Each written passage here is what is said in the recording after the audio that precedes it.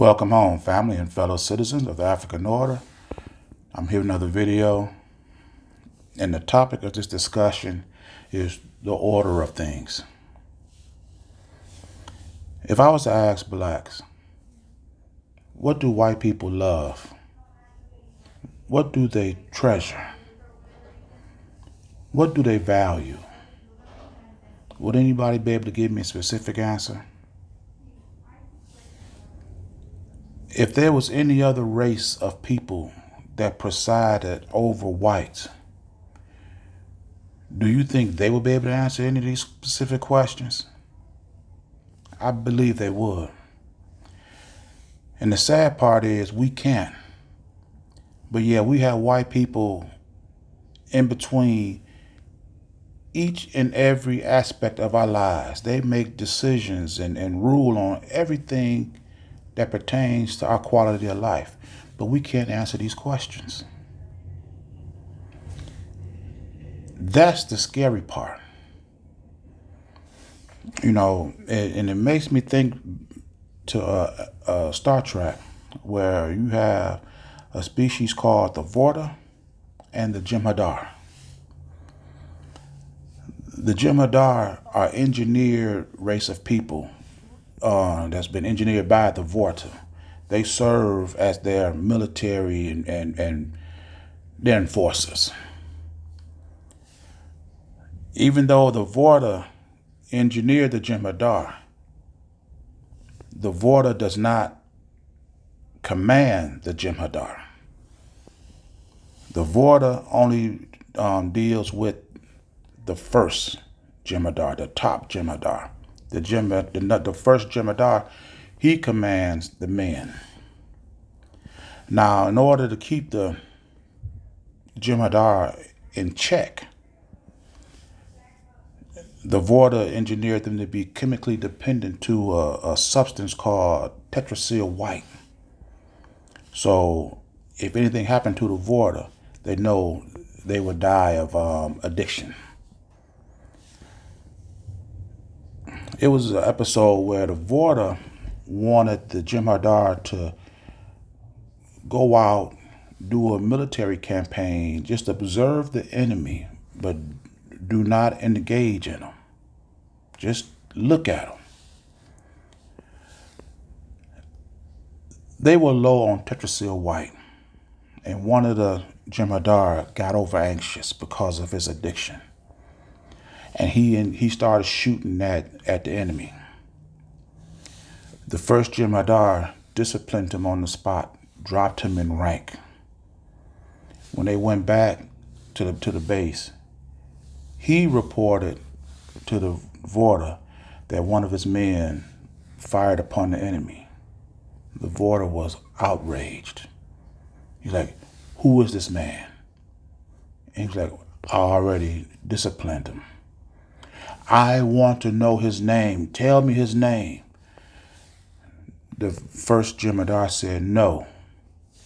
I already disciplined this man. If that's not good enough for you, you discipline me. But only I discipline my men." When I saw that, I said, that's the order in which the Jem'Hadar function with the Vorta. And the Vorta, even though they engineered them, they'll accept it. Had I been the Jem'Hadar who broke rank and fired upon the enemy, and I'm looking at my first confront the Vorta, knowing that the Vorta, if he wanted to, could kill him and then place another one in his place, I would feel a special kind of way towards this guy. And it would enforce the order, the structure in which we live, knowing that if ever I get the opportunity to become first, this is what I'm going to have to do for my men, to look at me with the same respect that I'm looking at the first now. The thing is this: black people, we have no first that deals directly with whites. We have no first that intervenes or is a liaison between what they want to do to us and our people. We live in an environment because we have no structure, we have no order. And these whites, unlike the Vorta, are not going to engineer order and structure into our people. We live in an environment where any white can walk into any black community, touch any of our black people, mother, father, husband, wife, son, daughter, it doesn't matter. They can affect any of us at any time, punish us for whatever infraction, remove whatever vital resources, car, money, imprisonment for as long as they want. And there's no first, there's no organization, there's no leader that we can look to and turn to and to stand in between us and them. That has to change. This is 2021. That has to change. And it's only going to change if we decide to do it ourselves. Because, see, even though the Vorta have the Jem'Hadar commitment through addiction of the Tetrasil white, whites have us in charge or in control by us being addicted to our how can I say this? If we're addicted to whites through our dependency, because we don't manufacture anything that we need, that makes us dependent upon them, and then that empowers them that they can come into our community and do whatever. If it was a husband and wife and a child, and somebody white come knocking on your door, they could walk up to either one who has the baby and remove their child, not only from the parents' arms, but they could remove them from the home, and there's nothing that we can do. We need a liaison, a social, political, judicial, economic liaison that's standing between us and these vicious whites. Can you imagine if the Vorta were able to go into the Jem'Hadar and just do whatever he want to do to any of them? There's no way the structure could be maintained if that's the case. What do we need a first for if you can't stop them? This is why we have no first. But we can get social order if we start engineering and manufacturing our own businesses and industries around our essential needs, which will sever our dependency upon whites. If we just, for an example, automotive, you got Ford, Chrysler, GM. Those are Lincolns, Cadillacs, 300s. There isn't a Negro within the sound of my voice who don't know somebody black that owned one of these vehicles or had one in their possession. Their father had one. We're notorious for buying Cadillacs and 300s. There's 45 million blacks in this country. If we came together as a people and started our own automotive company, either Ford, or I would say a combination of Ford, GM, and Chrysler, we've bought thousands of Cadillacs, thousands of 300s, thousands of Lincoln Navigators, Escalades, mobile home, motorcycles, recreational vehicles, even those little slingshots, those 3-wheel vehicles. They're $33,000. If blacks came together and took their talent and expertise and experience out of the existing auto industry and formed our own, if we built and sold 30,000 vehicles at an average cost of $25,000 a piece, that would equate to $750 million in revenue. Can you imagine how much profit that would generate over the years? And if we built automotives or vehicles that fell up under sedans, sports cars, motorcycles, RVs, recreational vehicles, out of each of these five entities, that'll be 150,000 vehicles. And if we sold 150,000 vehicles at the average cost of $25,000 per, that would be $3,750,000,000 in 1 year. You can take to pay each worker a fair salary for their labor, and then you could take the revenue from that private entity, and instead of working for Ford, Chrysler, and GM and watching this revenue go to the pockets of millionaires and billionaires, we could take this revenue and invest it directly into our community. We can build our own home, buy our own land, and don't have to touch the salary, what you make in salary. You don't have to touch what you make in salary. Just take the profits alone and just build homes for our people. And I haven't even mentioned owning the insurance companies to cover the vehicles. Can you imagine how much more money that would be?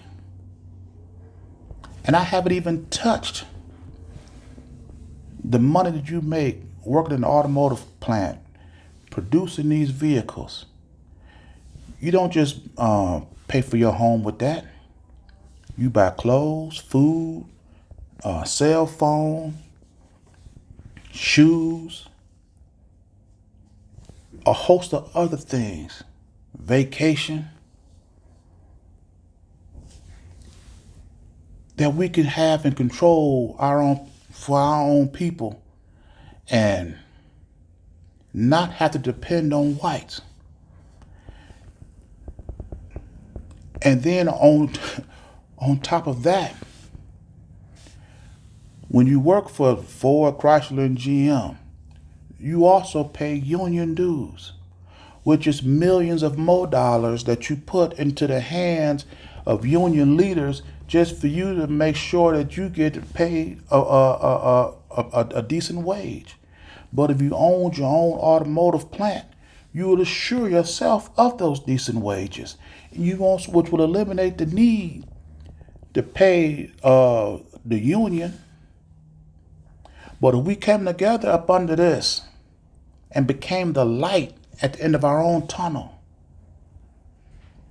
the closer we get, the more power we will have as a people.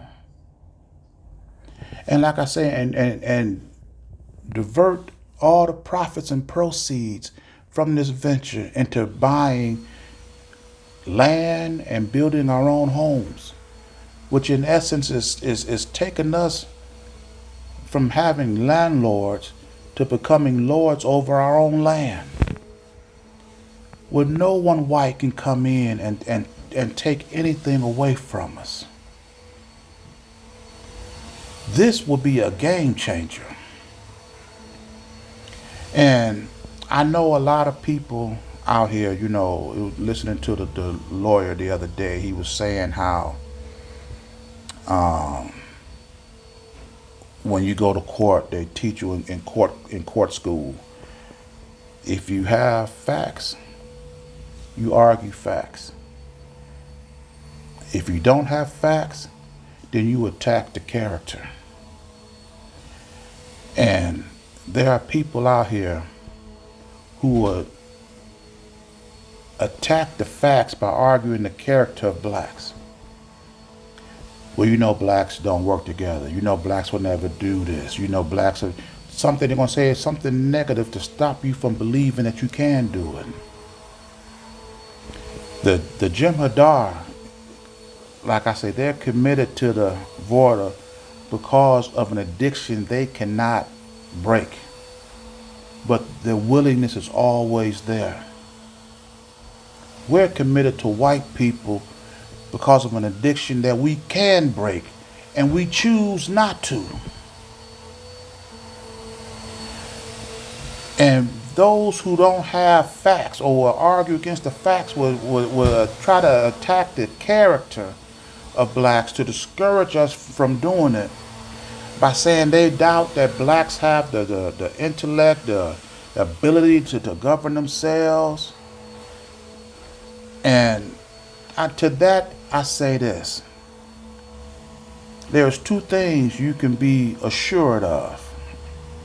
One, whites own and control everything in this country. And two, they don't have a clue how to run this country. Look at every aspect that make up quality of life. Economics, political, judicial, industrial. All of it's flawed. Right now, this country is sitting at $27 trillion in debt. If you had half a brain, you can see for yourself that this system cannot last.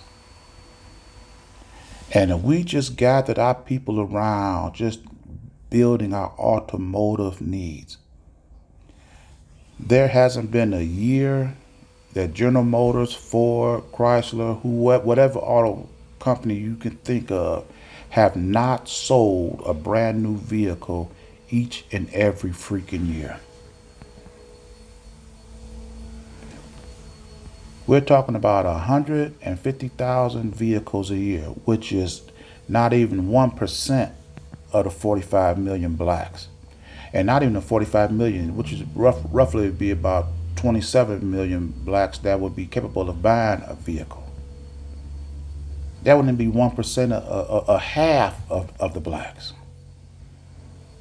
And we can generate $3,750,000,000 every year.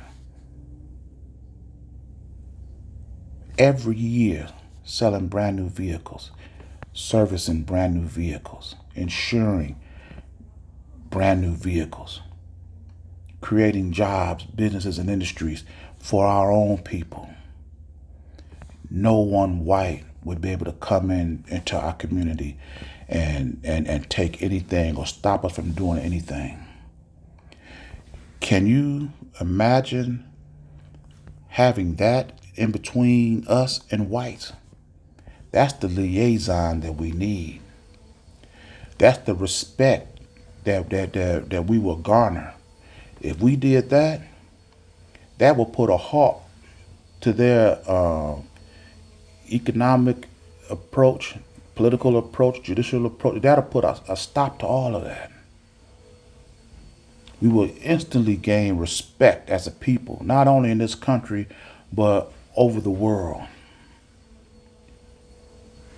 We lose all our respect because we choose not to do these things, and whites and these Karens specifically come into our community and can disrupt anything at any time. And there isn't a civil rights leader organization that you can go to stop any of them. And that's foolishness. You can have a family full of blacks at a park. Let one Karen walk up there and find a fence to what you're doing. And they'll get a cop out there and put a stop to it over anything. Here we have living in the land of the so-called free, or the so-called brave, and any law you break, they could take your car, your land, your money, and place you in jail at any time because you have no economic, no social, no political, nothing to say that they can't do this. I would rather, if I'm gonna be in this position to be up under whites, I'd rather be addicted to Tetrasil White, knowing that I can't shake this addiction, that's opposed to being in the situation that we currently are and just unwilling to do it. You know, I'm a, before I end this video, let me conclude by saying this. The other day, they had Harry and Meghan Markle, whatever her name is, the British people, do an interview. Now, Meghan Markle is a Lifetime actress. That's where I recognize her from. And watching these Lifetime movies, I'm quite sure she either played in or watched how you have American people marry these European royal family members, and how hard a time the American woman, who is well dressed, well educated, how hard a time they have integrating with this blue blood society. And if you haven't seen one particular one, just keep watching. There's several of them that depict the same storyline.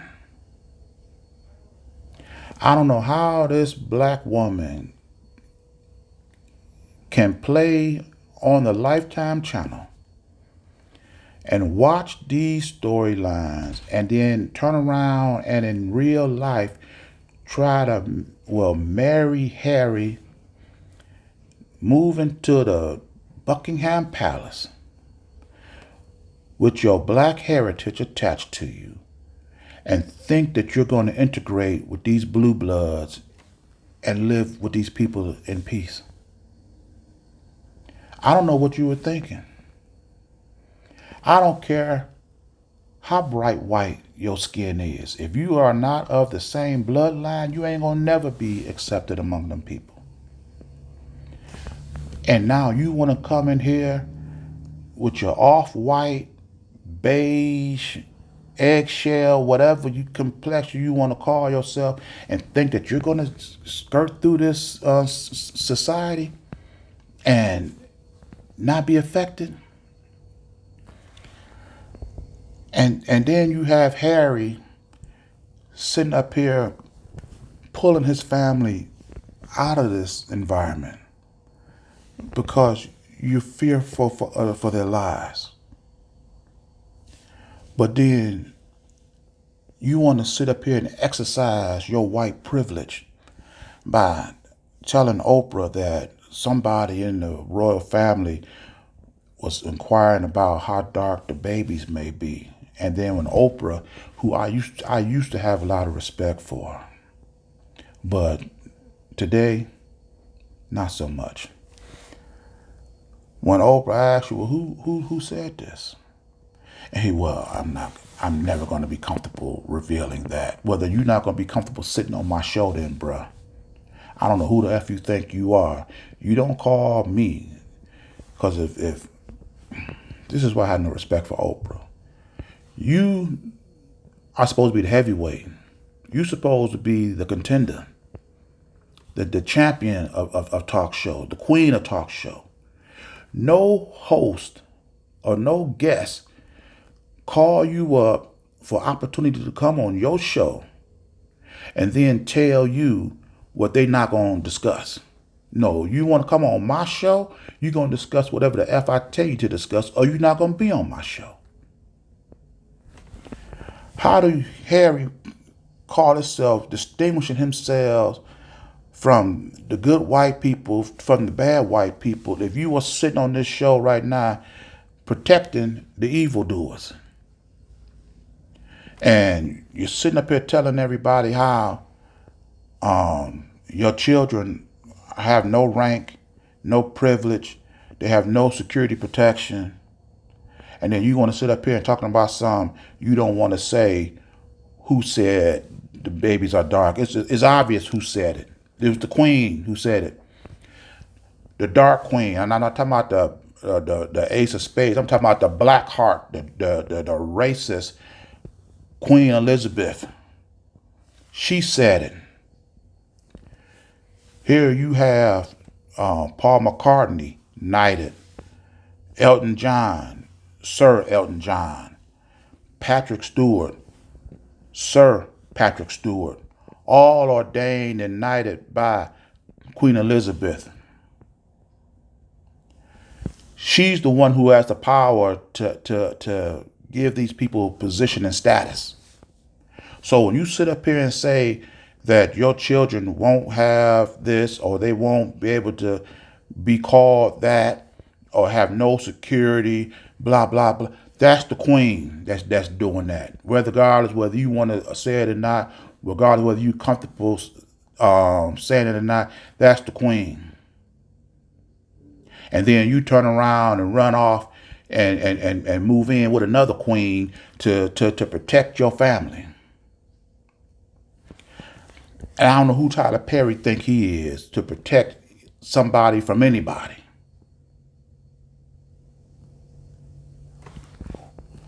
And how on earth do the people praise Harry for removing his family out of this toxic environment to protect them, but then the blacks who don't have the resources, the money that he does, you tell them to live amongst whites.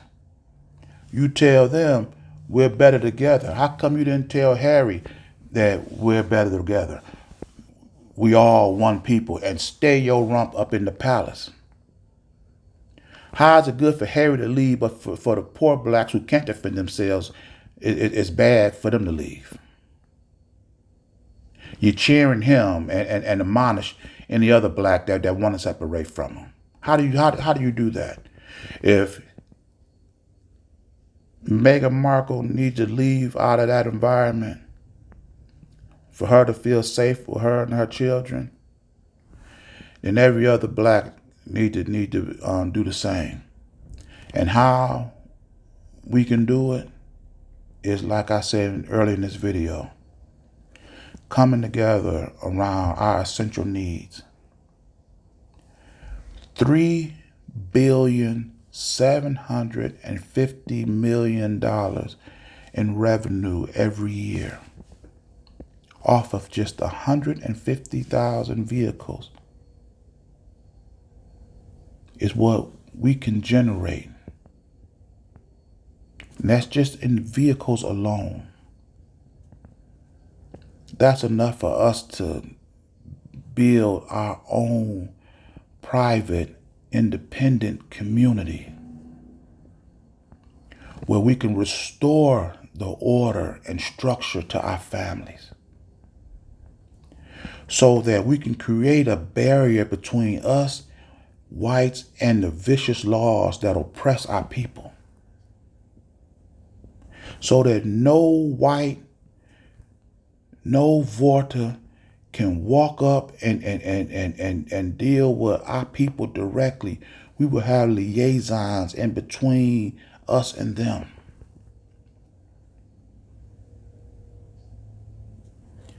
And we will have exercised our social willingness to sever our addiction from whites.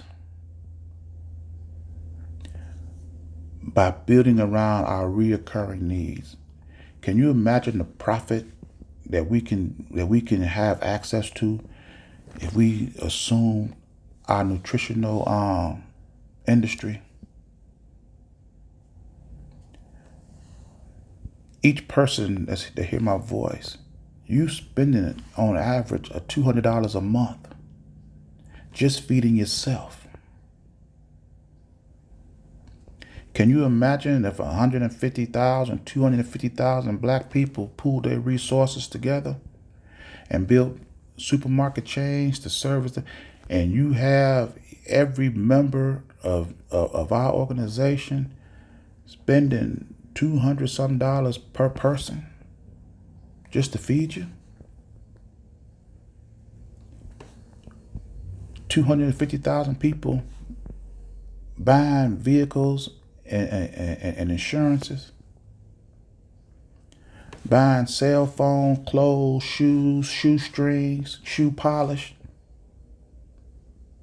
cell phone accessories, glasses for those who can't see,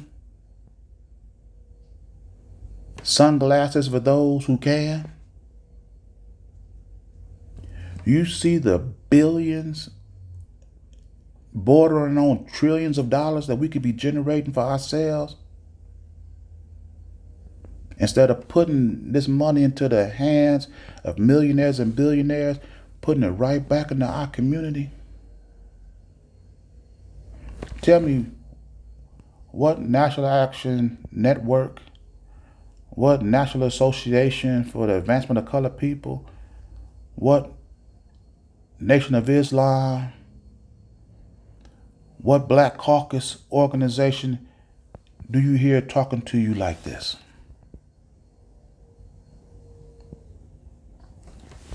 This is a plan. And this is a plan that can work. Because I guarantee you this, if you don't buy, manufacture, and purchase these things for yourself, you're going to do it for them. It's up to you to decide. I'm going to end this video here. And if you like this message, please share it. If you like this content, subscribe to the channel. And with this video, as with all my videos, it is for the complete liberation of my people. And I'll see you in my next message. Ashe.